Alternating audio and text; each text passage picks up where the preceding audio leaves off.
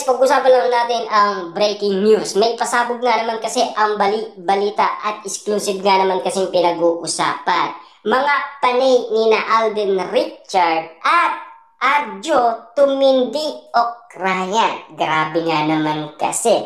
Dahil alam nyo naman siguro, mainit-init ang mga issue kina Arjo Atayde at Alden Richard. Na alam nyo naman siguro, hindi pa rin natatapos ang issue ni na Maine Mendoza at Alden Richard. Kitang-kita niyo naman siguro.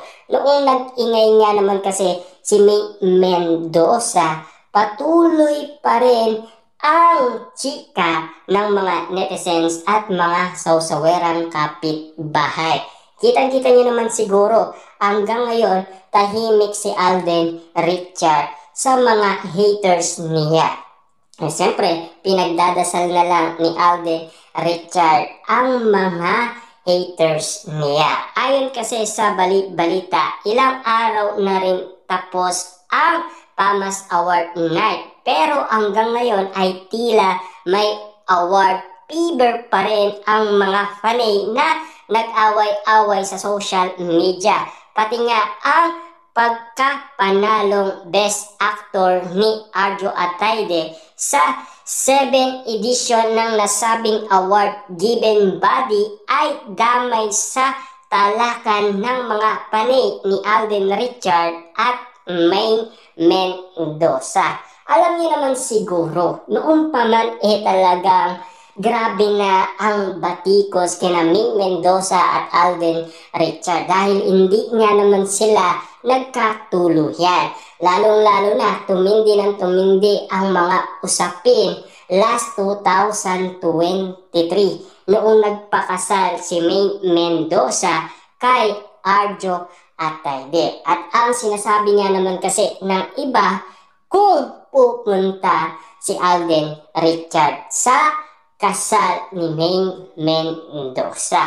Ang pagkakaalam natin noon ay hindi nakapunta si Alden Richard. Kitang-kita niyo naman siguro, noong umere ang TVJ sa TV5, si Maine Mendoza ay hindi kaagad nasilayan. Kasi busy nga naman kasi sa kanyang pinag-aandaan wedding. Ayon sa karagdagan ng balita, considering na katay ni Arjo sa Best Actor category si Vice Ganda ay talaga ang pagkapanalo ng aktor, politician ang binabahala ng ibang mga panay laban kay Alden Richard.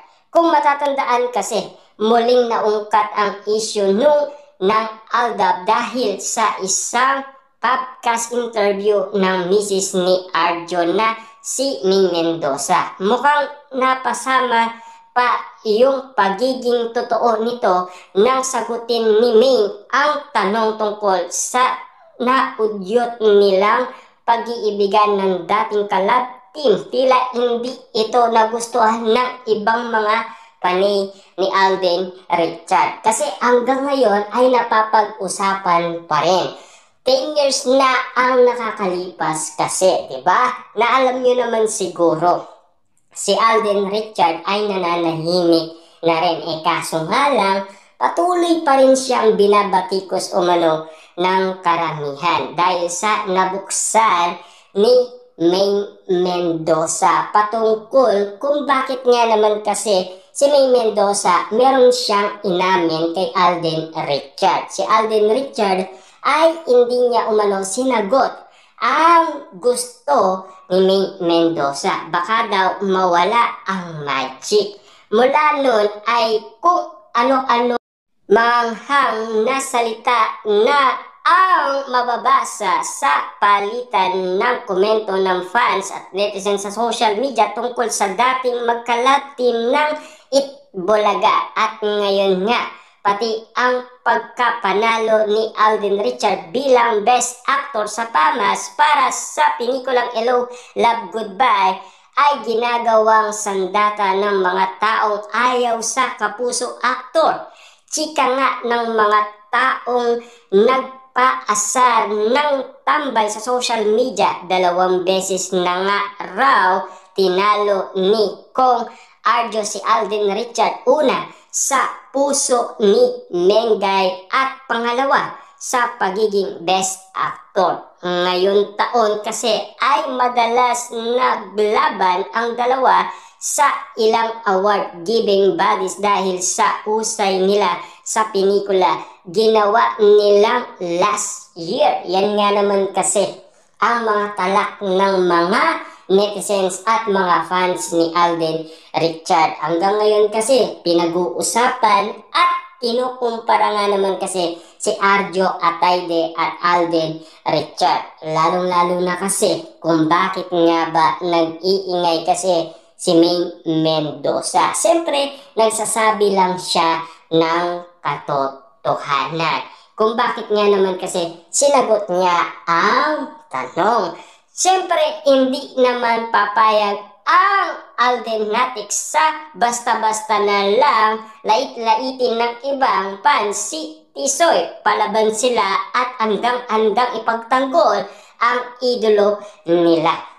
Na alam nyo naman siguro, matagal na yan pinag-uusapan, pero hanggang ngayon ay napapag-usapan pa rin dahil sa nabuksan issue patungkol kay Alden Richard at Maine Mendoza. Alam niyo naman siguro, ginagalang naman kasi ni Alden Richard ang bawat katanungan. Siyempre tanong yun para kay Maine Mendoza. Kung bakit nga naman kasi hindi sila nagkatuluyan ni Alden Richard. Kung ano nga ba ang totoong nangyari. Sabi nga nila, at least hindi pa rin umuuwing luwaan si Alden Richard dahil sunod-sunod din ang special award nito sa pagiging box office superhero ng pelikulang Pinoy.